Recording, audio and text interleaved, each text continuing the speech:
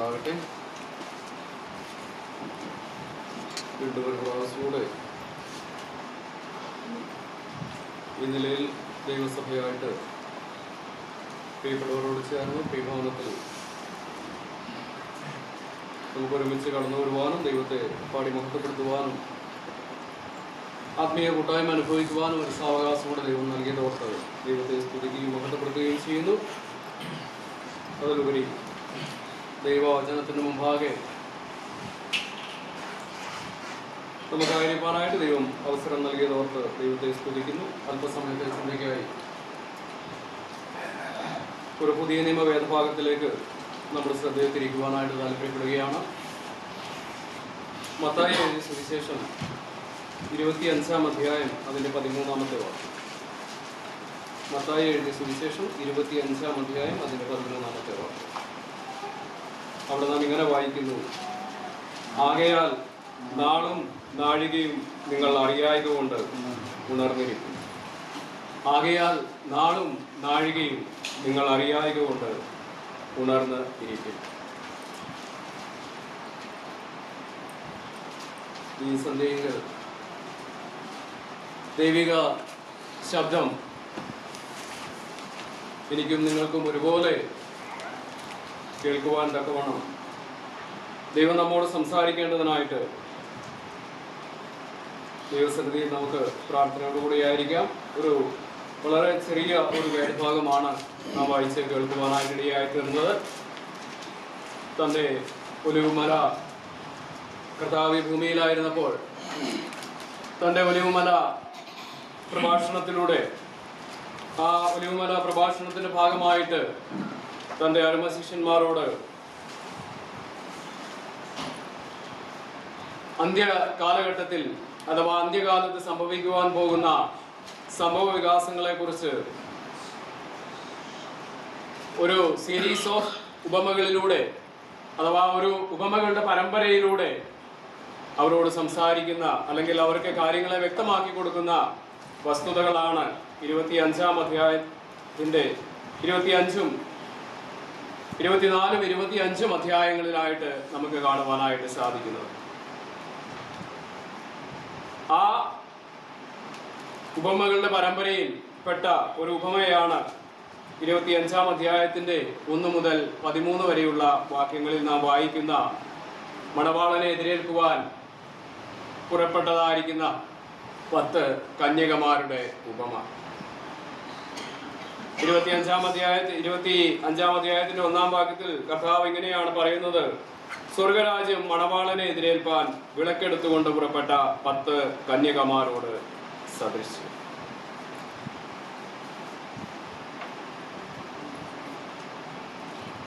ആ കാലഘട്ടത്തിൽ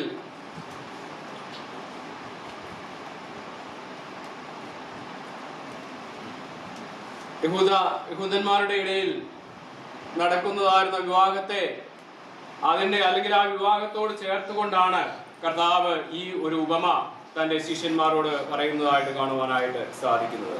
ആരംഭവാക്യത്തിൽ നാം കണ്ടത് കർത്താവ് പറഞ്ഞത് സ്വർഗരാജ്യം മണവാളനെ എതിരേൽപ്പാൻ വിളക്കെടുത്തുകൊണ്ട് പുറപ്പെട്ട 10 കന്യകമാരോട് സദൃശ്യം. ഈ വിധത്തിലാണ് സ്വർഗരാജ്യത്തിന്റെ അവസ്ഥ അല്ലെങ്കിൽ കർത്താവിന്റെ വരവ് എന്നുള്ളത് കർത്താവ് തന്റെ ശിഷ്യഗണത്തെ ഓർപ്പിക്കുകയാണ്. അതിനുശേഷം ആ ഉപമ പറഞ്ഞതിന് ശേഷം അതിന്റെ കൺക്ലൂഷനിലേക്ക് വരുമ്പോൾ 13-ാമത്തെ വാക്യത്തിൽ കർത്താവ് ഈ ഉപമയിലൂടെ എന്താണോ അവരെ പഠിപ്പിക്കുവാനായിട്ട് അല്ലെങ്കിൽ അവരെ മനസ്സിലാക്കി കൊടുക്കുവാനായിട്ട് ഉദ്ദേശിച്ചത് എന്നുള്ള ആ ഒരു സ്റ്റേറ്റ് കർത്താവിടെ പ്രസ്താവിക്കുന്നത് കാണുവാനായിട്ട് സാധിക്കുന്നു. ആകയാൽ ഇതിന്റെ മുൻപ് പറഞ്ഞതായിരുന്ന കാര്യങ്ങളോട് ചേർത്തുകൊണ്ട് അതുകൊണ്ട് അല്ലെങ്കിൽ ആകയാൽ നാളും നാഴികയും നിങ്ങൾ അറിയായിക കൊണ്ട് ഉണർന്ന് ഇരിപ്പിൻ എന്ന് കർത്താവ് അവരെ ഓർപ്പിക്കുന്നതായിട്ട് കാണുവാനായിട്ട് സാധിക്കുന്നു. ഞാൻ ഓർപ്പിക്കുകയുണ്ടായി, ആ കാലഘട്ടത്തിൽ യഹൂദന്മാരുടെ ഇടയിൽ നടന്നുകൊണ്ടിരിക്കുന്ന വിവാഹത്തോട് ചേർത്താണ് കർത്താവ് ഈ ഉപമ ഇവരോട് പറഞ്ഞതായിട്ട് നമുക്ക് കാണുവാനായിട്ട് സാധിക്കുന്നത്. യഹൂദന്മാരുടെ വിവാഹത്തെ സംബന്ധിച്ചിടത്തോളം ആ കാലഘട്ടത്തിൽ അവരുടെ വിവാഹത്തിന് 3 സ്റ്റേജുകൾ ഉണ്ടായിരുന്നു, 3 ഘട്ടങ്ങൾ. ഒരു വിവാഹം യഹൂദന്മാരുടെ മധ്യത്തിൽ അല്ലെങ്കിൽ യഹൂദ ജാതിയുടെ മധ്യത്തിൽ ഒരു വിവാഹം നടക്കുന്നത് 3 ഘട്ടങ്ങളിലായിട്ടാണ് എന്ന് മനസ്സിലാക്കുവാനായിട്ട് സാധിക്കുന്നു. ഒന്നാമത്തെ ഘട്ടം എന്ന് പറയുന്നത് എൻഗേജ്മെന്റ് എന്നുള്ളതായിരുന്ന ഒരു ഘട്ടമാണ്. എൻഗേജ്മെന്റ്, ഇന്നും നമ്മൾ എൻഗേജ്മെന്റ് എന്നാണ് പറയുന്നത്, വിവാഹത്തിന് മുൻപുള്ളതായിരിക്കുന്ന ആ ഒരു സെറിമണിയെ. എന്നാൽ യഹൂദന്മാരുടെ ഇടയിൽ ആദ്യം നടക്കുന്നതായിരുന്ന ഒരു സെറിമണി എന്നുള്ളത്, അല്ലെങ്കിൽ ആദ്യം നടക്കുന്ന ഒരു വസ്തുത വിവാഹത്തോടുള്ള ബന്ധത്തിൽ എന്നുള്ളത് ഒരു എൻഗേജ്മെന്റ് നടക്കുന്നതായിട്ട് കാണുവാനായിട്ട് സാധിക്കുന്നു. ആ എൻഗേജ്മെന്റ് എന്ന് പറയുന്നത് a formal agreement made by fathers.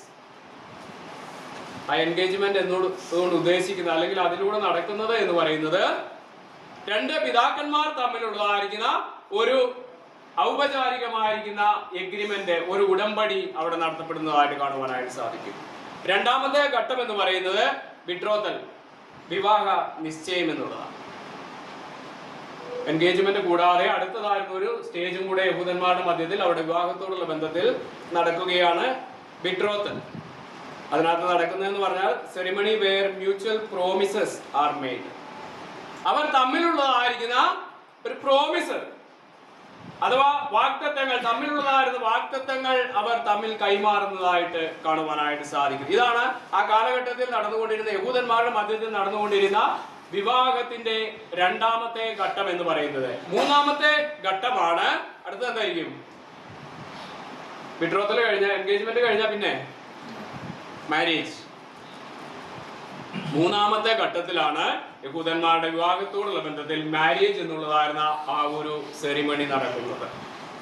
ഈ മാരേജിൽ സംഭവിക്കുന്നതാണ് ഒരു കാര്യം എന്നുള്ളത്, മണവാളൻ തന്റെ ഏതാണ്ട് ബിട്രോത്തൽ കഴിഞ്ഞ്, അഥവാ രണ്ടാമത്തെ ഘട്ടം കഴിഞ്ഞ് 1 വർഷത്തിന് ശേഷമാണ് യഹൂദന്മാരുടെ മധ്യത്തിൽ ആ മണവാളൻ തന്റെ മണവാട്ടിയെ സ്വീകരിക്കുവാനായിട്ട് മണവാളന്റെ ഭവനത്തിൽ നിന്ന് മണവാട്ടിയുടെ ഭവനത്തിലേക്ക് കടന്നു വരുന്നത്. ഈ നിലയിലാണ് യഹൂദന്മാരുടെ ഇടയിൽ ആ കാലഘട്ടത്തിൽ ഒരു വിവാഹം നടന്നുകൊണ്ടിരുന്നത് എന്ന് നമുക്ക് മനസ്സിലാക്കുവാനായിട്ട് സാധിക്കും. ആ കാര്യത്തോട് ചേർത്തുകൊണ്ടാണ്, അല്ലെങ്കിൽ ആ ഒരു സാഹചര്യത്തോട് ബന്ധപ്പെടുത്തിക്കൊണ്ടാണ് കർത്താവ് തന്റെ ശിഷ്യന്മാരെ ഓർപ്പിക്കുന്നത്. കർത്താവിന്റെ വരവ് അല്ലെങ്കിൽ അന്ത്യകാലത്തിന്റെ ലക്ഷണങ്ങൾ അവരെ പഠിപ്പിക്കുന്നതായിട്ട് കാണുവാനായിട്ട് സാധിക്കുന്നത്. ഈ ഉപമകളിൽ നമുക്ക് മനസ്സിലാക്കുവാനായിട്ട് സാധിക്കും എന്താണ് ഉപമയുടെ കോണ്ടെക്സ്റ്റ്, അല്ലെങ്കിൽ അവിടെ സംഭവിച്ചത് എന്താണെന്നൊക്കെ നമുക്ക് മനസ്സിലാക്കുവാനായിട്ട് സാധിക്കും. ഞാൻ ചുരുക്കി ഇങ്ങനെ പറയുവാനായിട്ട് ആഗ്രഹിക്കുകയാണ്. മണവാളനെ എതിരേൽക്കാനായിട്ട് പുറപ്പെട്ടതായിരുന്ന കന്യകമാർ അവരെന്ത് ചെയ്തു? മണവാളൻ താമസിക്കുന്നു, മണവാളന്റെ വരവ് താമസം എന്ന് കണ്ടപ്പോൾ അവരെന്ത് ചെയ്തു? ഉറങ്ങിപ്പോകുവാനായിട്ട്, അല്ലെങ്കിൽ മയക്കം പിടിക്കുവാനായിട്ട് ഇടയായി തീർന്നു. എന്നാൽ ആർപ്പുവിളി ഉണ്ടായി, മണവാളൻ വരുന്നു എന്നുള്ളതായിരുന്ന ആ ഒരു കാഹളം, അല്ലെങ്കിൽ ആ ഒരു ആർപ്പുവിളി ഉയർന്നപ്പോൾ അവരെല്ലാവരും ഞെട്ടി എഴുന്നേൽക്കുവാനായിട്ട് ഇടയായി തീർന്നു. ഞെട്ടി എഴുന്നേറ്റു, അവരുടെ വിളക്കുകൾ തെളിച്ചു. എന്താ സംഭവിച്ചത്? 5 കന്യകമാരുടെ വിളക്കുകൾ പ്രകാശിക്കുവാനായിട്ട് ഇടയായി തീർന്നു. എന്നാൽ അതിൽ 5 കന്യകമാരുടെ വിളക്കുകൾ പ്രകാശിച്ചില്ല. അതിന്റെ കാരണവും നമുക്കറിയാം. അവരെ വിളക്കുകളിൽ എണ്ണ എടുക്കാതെയാണ്, ഒരു വേണ്ടത്ര ഒരുക്കത്തോടു കൂടി ആയിരുന്നില്ല മണവാളനെ എതിരേൽക്കുവാനായിട്ട് ഈ കന്യകമാർ പുറപ്പെട്ടത് എന്ന് നമുക്ക് മനസ്സിലാക്കുവാനായിട്ട് സാധിക്കും. എന്റെ പ്രിയപ്പെട്ടവരെ, കർത്താവ് ഇവിടെ ഓർപ്പിക്കുകയാണ്, ഇതുപോലെയാണ് മനുഷ്യപുത്രന്റെ വരവിലും അല്ലെങ്കിൽ അന്ത്യ കാലഘട്ടത്തിലും സംഭവിക്കുവാൻ പോകുന്നത് എന്ന് കർത്താവ് തന്റെ ശിഷ്യന്മാരെ ഓർപ്പിക്കുന്നതായിട്ട് നമുക്ക് കാണുവാനായിട്ട് സാധിക്കുന്നുണ്ട്.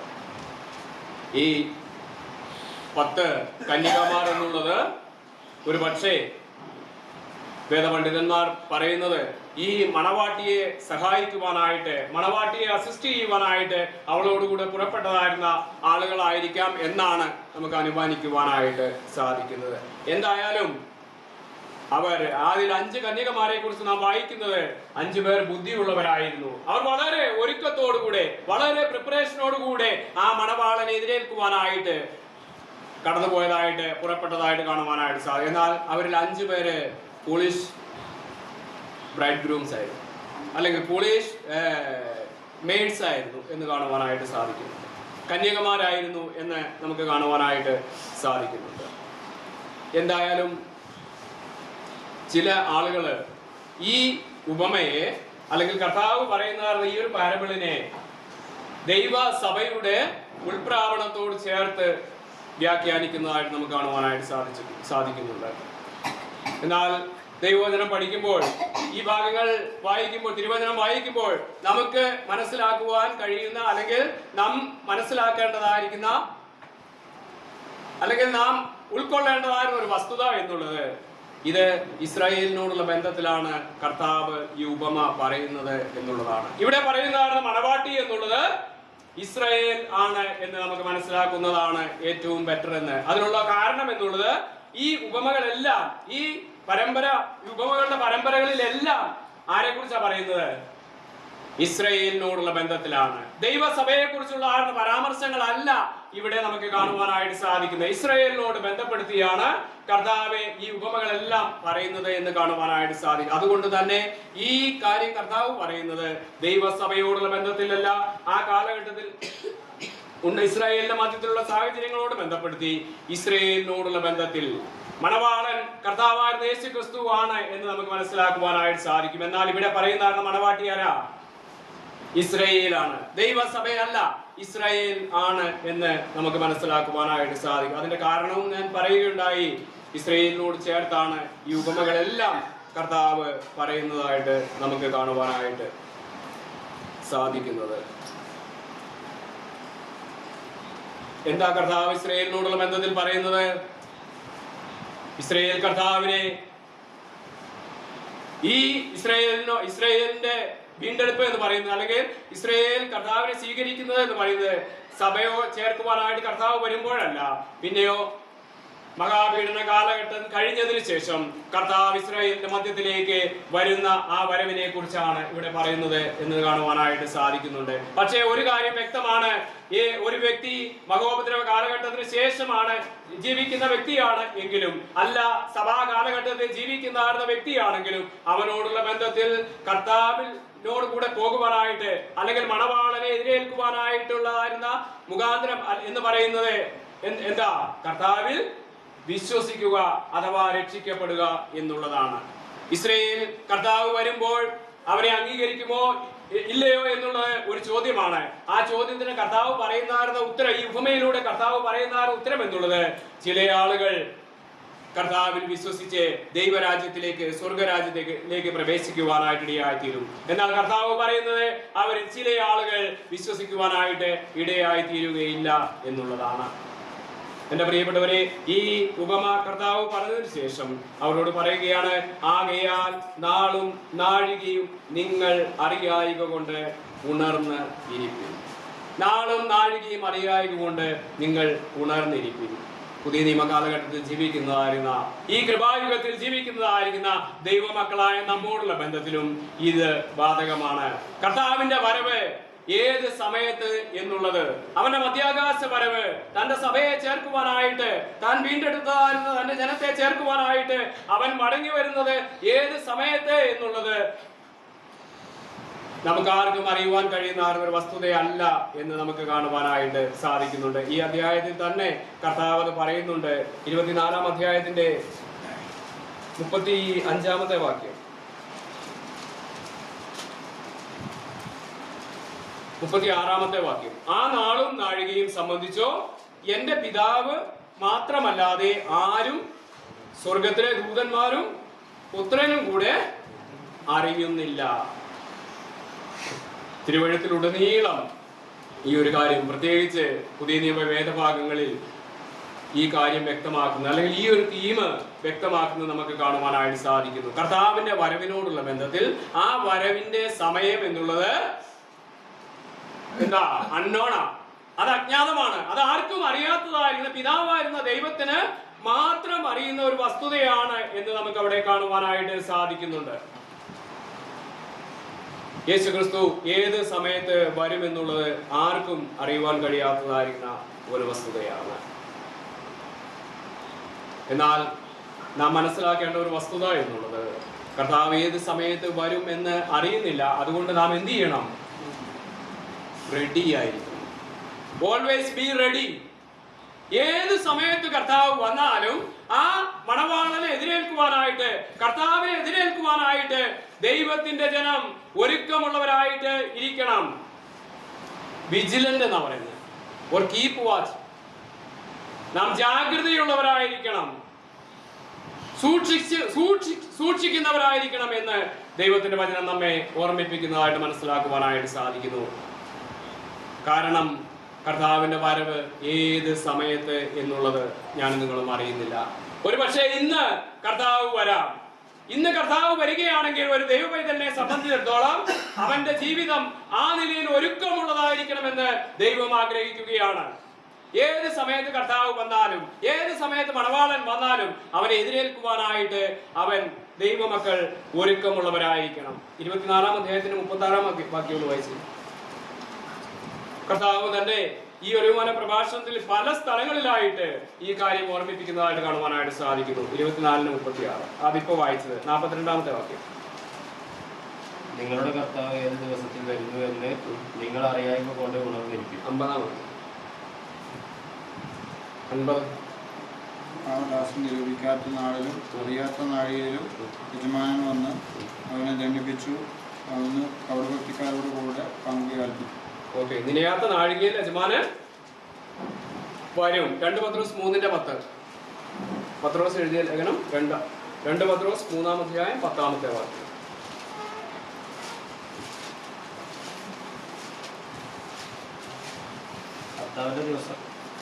കർത്താവിന്റെ ദിവസമോ കള്ളനെ പോലെ വരും.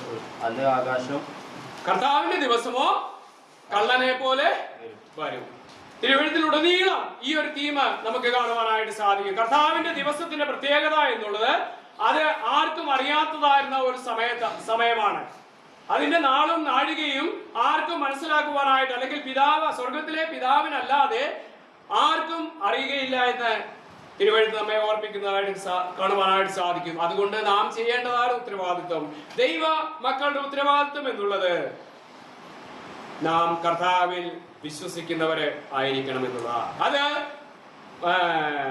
മഹോപദ്രവ കാലഘട്ടത്തിന് ശേഷമുള്ളതായിരുന്ന ദൈവമക്കളായാലും അല്ലെങ്കിൽ വ്യക്തിയായാലും, കൃപായുഗത്തിൽ ജീവിക്കുന്നതായിരുന്ന ദൈവമക്കളായാലും വ്യക്തികളായാലും, രണ്ട് കൂട്ടരുടെയും ഒരേ ഉത്തരവാദിത്വം എന്ന് പറയുന്നത് കർത്താവ് വരുന്ന നാഴികയെ അറിയായിക്കൊണ്ട് ഒരുക്കമുള്ളവരായിട്ട്, ജാഗ്രതയുള്ളവരായിട്ട് ഇരിക്കണമെന്നുള്ളത് ദൈവത്തിന്റെ വചനം നമ്മെ ഓർപ്പിക്കുന്നതായിട്ട് നമുക്ക് മനസ്സിലാക്കുവാനായിട്ട് സാധിക്കുന്നു. എന്റെ പ്രിയപ്പെട്ടവരെ, എങ്ങനെയാ അവർ ഒരുങ്ങിയിരുന്നത്? അവരുടെ ഒരുക്കം എന്തായിരുന്നു? അവരുടെ വെളിച്ചം എടുത്തു, വിളക്കുകൾ എടുത്തു. വിളക്കുകളോട് കൂടി എന്തുകൂടി എടുത്തു? വിളക്ക് കത്തണമെങ്കിൽ എന്ത് വേണം? എണ്ണ വേണം. വിളക്ക് കത്തുവാൻ തക്കതായിരുന്ന എണ്ണയും എടുത്തുകൊണ്ട് ആ കന്യകമാർ ഒരുങ്ങിയിരുന്നു, അല്ലെങ്കിൽ മണവാളനെ എതിരേൽക്കുവാനായിട്ട് പുറപ്പെട്ടു എന്ന് കാണുവാനായിട്ട് സാധിക്കുന്നു. അതിന് 5 പേരാണ് എണ്ണ എടുത്തത്. എന്റെ പ്രിയപ്പെട്ടവരെ, കർത്താവ് വരുമ്പോൾ ഇത് ഞാൻ നിങ്ങളും ജീവിക്കുന്ന ഓരോ നിമിഷവും ഞാൻ നിങ്ങളും ഒരുങ്ങി ജീവിക്കുവാനായിട്ട് ആവശ്യമുണ്ട്. ഇല്ല എങ്കിൽ സംഭവിക്കുന്ന ഒരു വസ്തുത എന്നുള്ളത് ആ 5 കന്യകമാരുടെ അവസ്ഥയാ. എന്താ സംഭവിച്ചേ?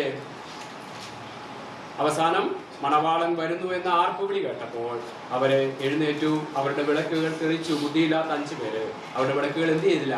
കത്തിയില്ല. എന്താ അവർ ചെയ്ത ഉടനെ? മറ്റവരോട് ചോദിച്ചു. അവിടെ നാം വായിക്കുന്നുണ്ട്. എന്താ വായിക്കുന്നത്? 9-ാം വാക്യം.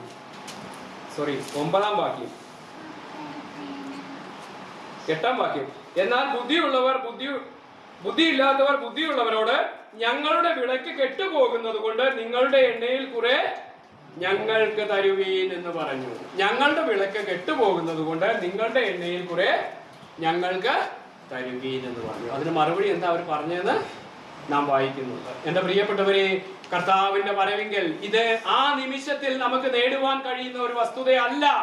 മണവാളനെ എതിരേൽക്കുവാനായിട്ട് ആ നിമിഷത്തിൽ, മണവാളൻ വരുന്ന നിമിഷത്തിൽ നമുക്ക് ഒരുങ്ങുവാനായിട്ട് സാധ്യമല്ല. അങ്ങനെ നാം ഇരിക്കുന്നുവെങ്കിൽ, അങ്ങനെ നാം ചിന്തിക്കുന്നുവെങ്കിൽ, ഈ ബുദ്ധിയില്ലാത്ത കന്യകമാർക്ക് സംഭവിച്ചതായിരുന്ന അതേ അവസ്ഥ തന്നെ ദൈവജനത്തിന് സംഭവിക്കുമെന്നുള്ളതിന് യാതൊരു സംശയവുമില്ല. 10-ാം വാക്യത്തിൽ നാം വായിക്കുന്നു. അതിന് 11-ാം വാക്യം. അതിനുശേഷം മറ്റേ കന്യകമാരും വന്നു, കർത്താവേ കർത്താവേ ഞങ്ങൾക്ക് തുറക്കണമേ എന്ന് പറഞ്ഞു. അതിന് അവൻ, ഞാൻ നിങ്ങളെ അറിയുന്നില്ല. എന്റെ പ്രിയപ്പെട്ടവരെ, ആ മൊമെന്റില്, അവസാന നിമിഷങ്ങളിൽ നമുക്ക് കർത്താവിന്റെ വരവെങ്കിൽ നേടുവാനായിട്ട് കഴിയുന്ന ഒന്നല്ല ആ ഒരുക്കം എന്നുള്ളത്, അല്ലെങ്കിൽ ഒരുങ്ങിയിരിക്കുക എന്നുള്ളത്. ഇവരുടെ ഓയില് അല്ലെങ്കിൽ ഈ എണ്ണ സൂചിപ്പിക്കുന്നത് ദൈവത്തിന്റെ പരിശുദ്ധാത്മാവിനെയാണ്. ഒരു ദൈവ പൈതലിനോടുള്ള ബന്ധത്തിൽ, അല്ലെങ്കിൽ ഒരു വ്യക്തിയോടുള്ള ബന്ധത്തിൽ പരിശുദ്ധാത്മാവ് നമ്മുടെ ജീവിതത്തിൽ അധിവസിക്കണം എന്നുള്ളത് മസ്റ്റായിട്ടുള്ള ഒരു വസ്തുതയാണ്. കർത്താവിനെ എതിരേൽക്കുവാനായിട്ട് ഒരു വ്യക്തി ഒരുങ്ങിയിട്ടുണ്ടെങ്കിൽ അല്ലെങ്കിൽ ഒരുങ്ങണമെങ്കിൽ ദൈവത്തിന്റെ പരിശുദ്ധാത്മാവ് അവന്റെ ഹൃദയത്തിൽ ഉണ്ടാകണം. ദൈവത്തിന്റെ പരിശുദ്ധാത്മാവ് ഒരു വ്യക്തിയുടെ ജീവിതത്തിൽ അധിവസിക്കുന്നു എങ്കിൽ മാത്രമേ ആ വ്യക്തിക്ക് മാത്രമേ മണവാളനെ എതിരേൽക്കുവാനായിട്ട് ഒരുങ്ങിയിരിക്കുവാനായിട്ട് സാധിക്കുകയുള്ളൂ. ദൈവത്തിന്റെ വചനം ഇതാണ് നമ്മെ ഓർമ്മിപ്പിക്കുന്നത്. ദൈവത്തിന്റെ പരിശുദ്ധാത്മാവിനാലുള്ള ഒരു ജീവിതം അനുനിമിഷവും നയിക്കുവാനായിട്ട് ഒരു ദൈവ പൈതലിന് ഉത്തരവാദിത്തമുണ്ട്. ആ ദൈവത്തിന്റെ പരിശുദ്ധാത്മാവിന്റെ നിയന്ത്രണത്തിൽ ജീവിക്കുന്ന ഒരു വ്യക്തിയെ സംബന്ധിച്ചിടത്തോളം അവന് ഒരുക്കത്തോടുകൂടെ കർത്താവിനെ എതിരേൽക്കുവാൻ അല്ലെങ്കിൽ തങ്ങളുടെ മണവാളന്റെ വരവിന് വേണ്ടി കാത്തിരിക്കുവാനായിട്ട് സാധിക്കും എന്നുള്ളത് നമുക്ക് മനസ്സിലാക്കുവാനായിട്ട് സാധിക്കും. എന്താ ഇവിടെ ഒരുക്കം? എങ്ങനെ നമുക്ക് ഒരുങ്ങിയിരിക്കുക എന്നുള്ളത് കൊണ്ട് ദൈവത്തിന്റെ ആത്മാവ് എന്താ ഉദ്ദേശിക്കുന്നത്? ദൈവത്തിന്റെ പരിശുദ്ധാത്മാവ് നമ്മുടെ ജീവിതത്തിൽ അധിവാസം ചെയ്യുമ്പോൾ അല്ലെങ്കിൽ വാസം ചെയ്യുമ്പോൾ ആ പരിശുദ്ധാത്മാവിന്റെ നിയന്ത്രണം ഒരു ദൈവവൈദ്യരുടെ ജീവിതത്തിൽ ഉണ്ടാകുമ്പോൾ അതിന്റെ പ്രതിഫലനങ്ങൾ, അതിൻ്റെതായിരുന്ന ഫലങ്ങൾ ആ ദൈവവൈദ്യരുടെ ജീവിതത്തിൽ ഉണ്ടാകുവാനായിട്ട് ഇടയായി തീരും. അവരുടെ ജീവിതത്തിൽ പ്രാർത്ഥനയുണ്ട്. ഒരുക്കം എന്ന് പറഞ്ഞാൽ പ്രാർത്ഥന ഉള്ള ജീവിതമാണ്. പ്രാർത്ഥനയോടുകൂടിയുള്ളതായിരുന്ന ഒരു ക്രിസ്തീയ ജീവിതം, ദൈവവചന പഠനത്തോടു കൂടിയുള്ളതായിരുന്ന ഒരു ക്രിസ്തീയ ജീവിതം, ദൈവത്തിന് പ്രസാദകരമായിരിക്കുന്ന ഒരു ക്രിസ്തീയ ജീവിതം, ദൈവത്തിന്റെ പഠിപ്പിക്കലുകളെ, കർത്താവിന്റെ ഉപദേശങ്ങളെ ജീവിതത്തിൽ റിഫ്ലക്ട് ചെയ്യുന്ന അല്ലെങ്കിൽ പ്രതിഫലിപ്പിക്കുന്ന ഒരു ക്രിസ്തീയ ജീവിതം, ഇതാണ് മണവാളനെ എതിരേൽക്കുവാൻ ഉള്ള ഒരുക്കം എന്നുള്ളത് കൊണ്ട് ദൈവത്തിന്റെ ആത്മാവ് ഉദ്ദേശിക്കുന്നത്. ഇത് ആ അന്ത്യനിമിഷത്തിൽ അഥവാ കർത്താവിന്റെ വരവിങ്കൽ മണവാളൻ വരുന്നതായിരുന്ന സമയത്ത് നമുക്ക് ലഭിക്കുവാനായിട്ട് സാധിക്കുന്ന ഒരു ഒരുക്കമല്ല. നാം ജീവിക്കുന്നതായിരുന്ന ഈ ജീവിതത്തിൽ അനുനിമിഷവും ഓരോ ദിവസവും ഒരുക്കത്തോടുകൂടെ ജീവിക്കുവാനായിട്ട്, കർത്താവ് എപ്പോൾ വന്നാലും മണവാളൻ ഏത് സമയത്ത് വന്നാലും അവനെ എതിരേൽക്കുവാനായിട്ട് ഒരുക്കമുള്ളവരായിരിക്കണം എന്നുള്ളതായിരുന്ന വസ്തുത നമ്മെ ഓർമ്മിപ്പിക്കുകയാണ്. നാളും നാഴികയും എന്തുകൊണ്ടാണ് നാം ഒരുങ്ങിയിരിക്കേണ്ടത് ആവശ്യകത? എന്തുകൊണ്ടാണ് നാം ഒരുങ്ങിയിരിക്കണമെന്ന് കർത്താവ് പറയുന്നത്? കാരണം നാളും നാഴികയും നമുക്ക് അറിയുകയില്ല, ഏത് സമയത്തും അത് സംഭവിക്കാം. രണ്ടാമതായിട്ട് നാം വായിക്കുന്നത്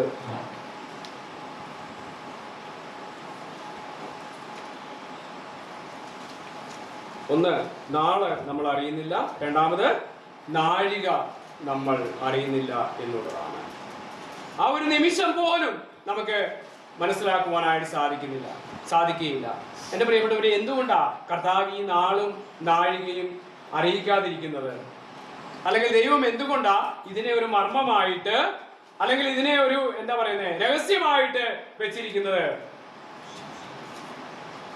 തന്റെ ശിഷ്യന്മാരുടെ വിശ്വാസം, തന്റെ ശിഷ്യന്മാരുടെ തന്നോടുള്ള കമ്മിറ്റ്മെന്റ്, അത് ഇവിടെ ടെസ്റ്റ് ചെയ്യപ്പെടുക. ദൈവമക്കളെ, നമ്മുടെ ഓരോരുത്തരുടെയും ആത്മീയ ജീവിതം, നമ്മുടെ ഓരോരുത്തരുടെയും ക്രിസ്തീയ ജീവിതം ദൈവത്തിന്റെ മുൻപാകെ ഇവിടെ പരിശോധിക്കപ്പെടുകയാണ്. എത്രമാത്രം ഞാൻ നിങ്ങളും ക്രിസ്തീയ ജീവിതത്തിൽ കർത്താവിൽ വിശ്വസിക്കുന്നവരാണ്, അല്ലെങ്കിൽ ആ വിശ്വാസത്തിന്റെ ആഴം എത്രമാത്രമുണ്ട്, അവനോടുള്ളതാണ് ആ ഒരു കമ്മിറ്റ്മെന്റ്, ആ ഒരു ബന്ധം എത്രമാത്രം ഉണ്ട് എന്നുള്ളത് ഇതിലൂടെ ഇവിടെ പരിശോധിക്കപ്പെടുന്നതായിട്ട് നമുക്ക് മനസ്സിലാക്കുവാനായിട്ട് സാധിക്കുന്നുണ്ട്. അതുകൊണ്ട് കർത്താവ് നമ്മുടെ എല്ലാവരുടെയും പ്രത്യാശ എന്നുള്ളത്, നമ്മുടെ എല്ലാവരെയും ക്രിസ്തീയ ജീവിതത്തിന്റെ ആത്യന്തിക ലക്ഷ്യം എന്നുള്ളത്, പ്രതീക്ഷ എന്നുള്ളത് കർത്താവിനെ എതിരേൽക്കുക. ഒരു നാൾ നമ്മെ വീണ്ടെടുത്തതായിരിക്കുന്ന നമ്മുടെ കർത്താവ് മടങ്ങി വരും. ആ വലിയ വാഗ്ദത്തത്തിൽ വിശ്വസിച്ചുകൊണ്ടാണ് ഞാനും നിങ്ങളും ക്രിസ്തീയ ജീവിതം നയിക്കുന്നത്. എന്നാൽ ഇവിടെ നമുക്ക് ഉത്തരവാദിത്വമുണ്ട്.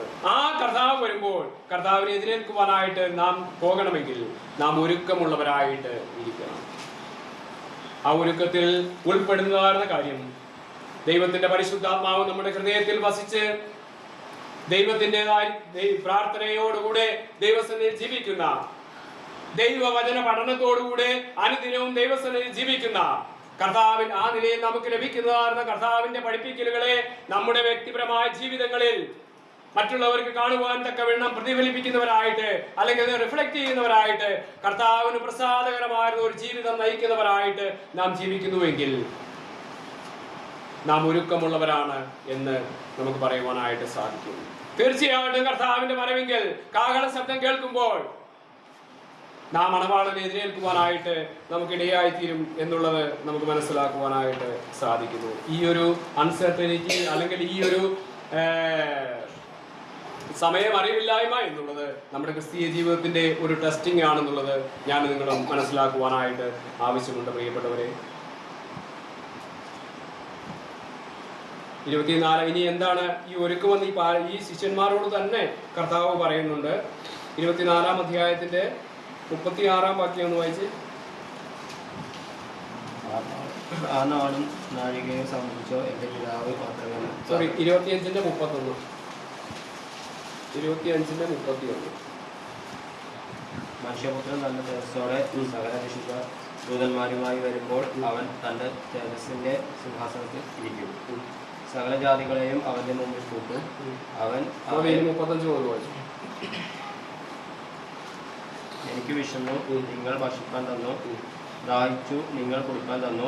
ഞാൻ അതിഥിയായിരുന്നു, നിങ്ങൾ എന്നെ ചേർത്തുകൊണ്ടു. നഗ്നനായിരുന്നു, നിങ്ങൾ എന്നെ കുടിപ്പിച്ചു. രോഗിയായിരുന്നു, നിങ്ങൾ എന്നെ കാണാൻ വന്നു. തടവിൽ ആയിരുന്നു, നിങ്ങൾ എൻ്റെ അടുക്കൽ വന്നു. അതിനു നീതിമാന്മാർ അവനോട്, കർത്താവേ, ഞങ്ങൾ എപ്പോൾ നിന്നെ വിശന്നു കണ്ടിട്ട് ഭക്ഷിക്കാൻ തരികയോ ദാഹിച്ചു കണ്ടിട്ട് കുടിക്കാൻ തരികയോ ചെയ്തു? ഒരുക്കം എന്ന് പറയുന്നത് ശിഷ്യന്മാരോടുള്ള ബന്ധത്തിൽ ഒരുക്കം എന്താണ് എന്നുള്ളത് അവരെ അവിടെ ഓർപ്പിക്കുന്നതായിട്ട് നമുക്ക് കാണുവാനായിട്ട് സാധിക്കുന്നു. കർത്താവിന് വേണ്ടി ചെയ്യുന്ന കാര്യങ്ങളെ നമുക്ക് അവിടെ കാണുവാനായിട്ട് സാധിക്കുന്നുണ്ട്. അതും നമ്മുടെ ജീവിതത്തിലുള്ളതായിരുന്ന ഒരു ഒരുക്കത്തോടുള്ള ബന്ധം നമുക്ക് ചിന്തിക്കുവാനായിട്ട് സാധിക്കുന്നു.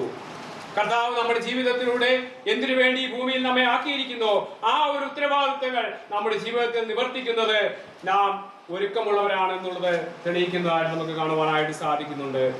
തീർന്നില്ല, നമ്മുടെ ഒരുക്കത്തോടുള്ള ബന്ധത്തിൽ വീണ്ടും നമുക്ക് ഉത്തരവാദിത്വമുണ്ട്. മത്തായി സുവിശേഷം 28-ന്റെ 19-ഉം 20-ഉം നമുക്ക് വളരെ പരിചയമുള്ള വാക്യമാണ്. മത്തായി സുവിശേഷം 28-ാം അധ്യായം 19-20 വാക്യം. ആകയാൽ നിങ്ങൾ പുറപ്പെട്ട് പിതാവിന്റെയും പുത്രന്റെയും പരിശുദ്ധാത്മാവിന്റെയും നാമത്തിൽ സ്നാനം കഴിപ്പിച്ചും പ്രമാണിപ്പാൻ തക്കവണ്ണം ഉപദേശിച്ചുകൊണ്ട് സകല ജാതികളെയും ശിഷ്യരാക്കിക്കൊള്ളുവീൻ. ഒരുക്കത്തിന്റെ മറ്റൊരു ഭാഗം കൂടി നമുക്ക് അവിടെ കാണുവാനായിട്ട് സാധിക്കുന്നു.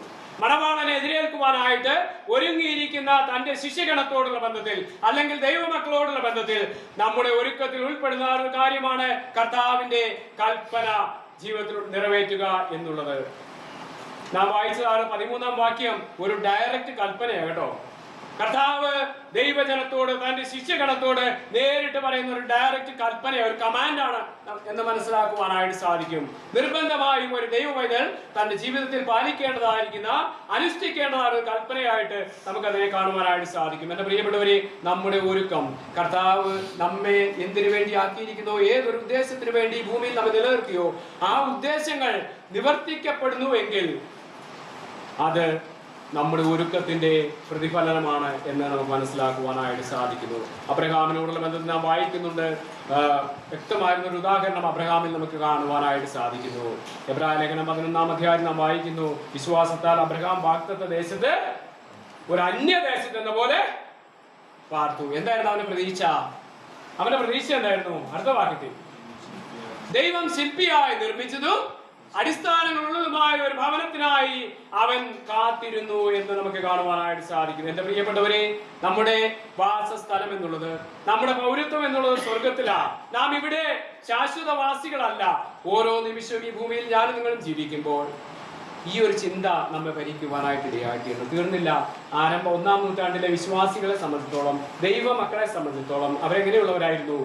ഒരുക്കം ഉള്ളവരായിരുന്നു. അവർക്കൊരു പ്രതീക്ഷ ഉണ്ടായിരുന്നു. തങ്ങൾ ജീവിച്ചതാണ് ആ ഒരു കാലഘട്ടത്തിൽ തന്നെ എന്ത് ചെയ്യും? കർത്താവ് മടങ്ങി വരും എന്നുള്ളൊരു പ്രതീക്ഷയുണ്ടായിരുന്നു. അവർ ചെയ്ത കാര്യങ്ങളെല്ലാം നാം അവിടെ വായിക്കുന്നുണ്ട്. എൻ്റെ പ്രിയപ്പെട്ടവരെ, ഇതാണ് ഒരുക്കം എന്ന് നമുക്ക് മനസ്സിലാക്കുവാനായിട്ട് സാധിക്കുന്നു. തെസ്സലോനിക്കർക്ക് എഴുതിയ 1-ാം ലേഖനം 4-ാം അധ്യായം 16-ാം വാക്യം മുതൽ നാം വായിക്കുന്ന ഇങ്ങനെയാണ്, കർത്താവ് താൻ ഗംഭീര നാദത്തോടും പ്രധാന ദൂതന്റെ ശബ്ദത്തോടും ദൈവത്തിന്റെ കാഹളത്തോടും കൂടെ സ്വർഗത്തിൽ നിറങ്ങി വരികയും. അടുത്ത വാക്യം, ക്രിസ്തുവിൽ മരിച്ചവർ. ക്രിസ്തുവിൽ മരിച്ചവർ. ഞാൻ ആ വാക്ക് ഓർപ്പിക്കാനാ. എങ്ങനെ മരിച്ചവരാ? ക്രിസ്തുവിൽ മരിച്ചവർ. ഒരുങ്ങി ഇരുന്നതാരും. ഞാനതിനെ ഇങ്ങനെ വ്യാഖ്യാനിക്കുക, ഒരുങ്ങി കർത്താവിൽ വിശ്വസിച്ച് ഒരുങ്ങി ഇരുന്ന് മരിച്ചതായിരുന്ന പ്രിയപ്പെട്ടവർ. അടുത്ത വാക്യം, ക്രിസ്തുവിൽ മരിച്ചവർ മുമ്പ് ഉയർത്തെഴുന്നേൽക്കുകയും പിന്നെ ജീവനോടെ ശേഷിക്കുന്നവരായ ഞാൻ ആ ക്രിസ്തുവിൽ എന്നുള്ളത് ഇവിടെ അപ്ലൈ ചെയ്യാൻ പോവാ. ക്രിസ്തുവിൽ മരിച്ചവർ മുമ്പേ ഉയർത്തെഴുന്നേൽക്കും, പിന്നെ ജീവനോടെ. ക്രിസ്തുവിൽ ജീവിക്കുന്നതായിരുന്ന പ്രിയപ്പെട്ടവർ, ക്രിസ്തുവിൽ ജീവിക്കുന്നതായിരുന്ന പ്രിയപ്പെട്ടവർ, ഒരുക്കിയിരിക്കുന്നതായിരുന്ന പ്രിയപ്പെട്ടവർ എന്ത് ചെയ്യും? രൂപാന്തരം പ്രാപിക്കും. എന്റെ പ്രിയപ്പെട്ടവരെ, ഇതാ ഒരുക്കം എന്നുള്ളത്. കർത്താവ് തന്റെ ശിഷ്യന്മാരോട് പറയുക, നാളും നാഴികയും അറിയായിക്കൊണ്ട് നിങ്ങൾ ഒരുങ്ങി ഇരിക്കുക. നമ്മെ സംബന്ധിച്ചോളം ഞാനും നിങ്ങളും ജീവിക്കുന്ന ഈ കാലഘട്ടത്തിൽ ഒരുങ്ങിയിരിക്കുവാനായിട്ട് വളരെ ആവശ്യമുള്ള ഒരു കാലഘട്ടത്തിലാണ്. കാരണം നമ്മുടെ കർത്താവിന്റെ വരവ് ഏറ്റവും ആസന്നമാണ് എന്നുള്ളത് നാം അനുദിനവും കണ്ടുകൊണ്ടിരിക്കുന്ന, നാം അനുദിനവും മനസ്സിലാക്കിക്കൊണ്ടിരിക്കുന്ന ഒരു വസ്തുതയാണ്. കേവലം ഈ ബുദ്ധിയില്ലാത്ത കന്യകമാരെ പോലെ കർത്താവേ കർത്താവേ തുറക്കണമേ എന്ന് പറഞ്ഞ് വിളിച്ചുകൊണ്ട് കരയുന്നവരായിട്ടല്ല, ആ ഒരു അവസ്ഥയിലേക്ക് കടന്നു പോകുന്നവരായിട്ടല്ല. കർത്താവ് നമ്മോട് ഉദ്ദേശിക്കുന്ന വലിയ ഉദ്ദേശങ്ങൾ നിവർത്തിക്കുന്നവരായിട്ട്, പ്രാർത്ഥനാ ജീവിതത്തോടുകൂടെ, ദൈവവചന പഠനത്തോടുകൂടെ, കർത്താവിന്റെ ആ പഠിപ്പിക്കലുകളെ, ഉപദേശങ്ങളെ നമ്മുടെ ജീവിതത്തിൽ പ്രതിഫലിപ്പിക്കുന്നവരായിട്ട്, കർത്താവിന് വേണ്ടി നാം കർത്താവ് ഉദ്ദേശിക്കുന്ന കാര്യങ്ങൾ ചെയ്യുന്നവരായിട്ട്, ഒരുക്കമുള്ളവരായിട്ട് നമുക്ക് ജീവിക്കുവാനായിട്ട് ഇടയായി തീരണം. നാം ഏത് സ്ഥാനത്തായിരുന്നാലും, ഒരുപക്ഷെ ഇന്ന് നാം എവിടെയാണ്, നമ്മുടെ ജീവിതത്തിന്റെ വിവിധമായ സാഹചര്യങ്ങളിൽ നാളെ നാം മറ്റൊരിടത്തേക്ക് കടന്നു പോകും. നാം എവിടെയായിരുന്നാലും, ഏത് സാഹചര്യത്തിലായിരുന്നാലും, ദൈവജനത്തിന്റെ ഉത്തരവാദിത്വം എന്നുള്ളത് ഒരുക്കമുള്ളവരായിട്ട്, ജാഗ്രതയുള്ളവരായിട്ട്, കർത്താവ് വരുമ്പോൾ തന്നെ എതിരേൽപ്പാൻ ഞാൻ ഏത് സമയത്തും ഓൾവേസ് റെഡി എന്നുള്ള മനോഭാവത്തോടു കൂടെ ഇരിക്കുന്ന ഒരു അനുഭവം ദൈവമക്കളുടെ ജീവിതത്തിൽ ഉണ്ടാകണം. അതാണ് ദൈവം നമ്മെക്കുറിച്ച്, ഓരോരുത്തരെ കുറിച്ചും ആഗ്രഹിക്കുന്നത് എന്നുള്ള ദൈവത്തിന്റെ ആത്മാവ് നമ്മെ ഓർപ്പിക്കുകയാണ്. പ്രിയ ദൈവജനമേ, വരും ദിവസങ്ങളിൽ ആ നിലയിൽ നമുക്ക് ഓരോരുത്തർക്കും ആയിരിക്കുവാനായിട്ട് ദൈവമായ കർത്താവ് നമ്മെ സഹായിക്കട്ടെ. അവന്റെ വലിയ നാമം ഇന്നും എന്നേക്കും വാഴ്ത്തപ്പെടുമാറാകട്ടെ.